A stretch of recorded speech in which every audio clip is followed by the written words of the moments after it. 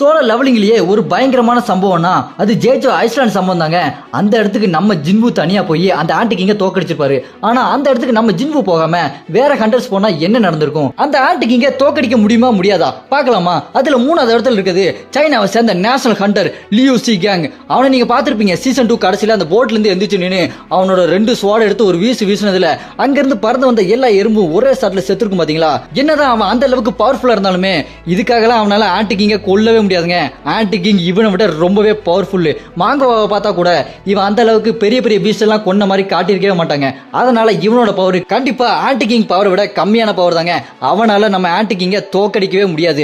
அடுத்ததா 2வது இடத்துல இருக்குது நம்ம அமெரிக்காவை சேர்ந்த நேஷனல் ஹண்டர் தாமஸ் சாண்ட்ரே. தலைவர் வேற ரகம் தெரியுமா உங்களுக்கு?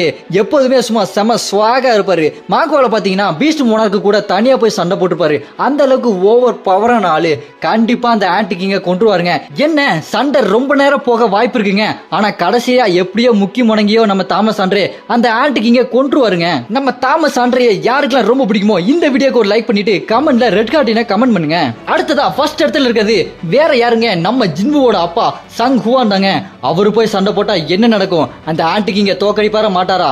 அசால்ட்டா தோக்கடிப்பாருங்க. ஏன்னா அவர் 2 மோனார்க்கு, அதாவது ஃப்ராஸ்ட் மோனார்க்கு பீஸ்ட் மோனார்க்கு, இவங்க 2 பேத்தையுமே தனியா நின்று சண்டை போட்டு சமாளிச்சு பாருங்க. அந்த அளவுக்கு அவர் ஓவர் பவரான ஆளு. அவர் உள்ள இறங்கி இருந்தா அந்த ஆன்டி கிங்க நம்ம ஜின்வு எப்படி தோக்கடிச்சாரோ அந்த அளவுக்கு அசால்ட்டா தோக்கடிக்கிறதுக்கான அதிக வாய்ப்பு இருக்குங்க. ஏன்னா நம்ம ஜின்வுவோட அப்பா அந்த எஸ்ராங் அன்ட்ரி டங்சுவே அசால்ட்டா அடிச்சு மூஞ்சி முகரையெல்லாம் பேத்துட்டு இருப்பாரு. அந்த அளவுக்கு ஓவர் பவரா இருக்கிறது தான் நம்ம ஜின்வுவோட அப்பா. அவர்லாம் அந்த ஆன்டி கிங்க அசால்ட்டா போட்டு தள்ளிடுவாரு. யாரெல்லாம் நம்ம ஜின்வுவோட அப்பாவை பயங்கரமான பீஸ்ட் நினைக்கிறீங்களோ கமெண்ட்ல ஃபயர் மூஞ்சியை பறக்க விட்டு இந்த வீடியோக்கு ஒரு லைக் பண்ணிருங்க.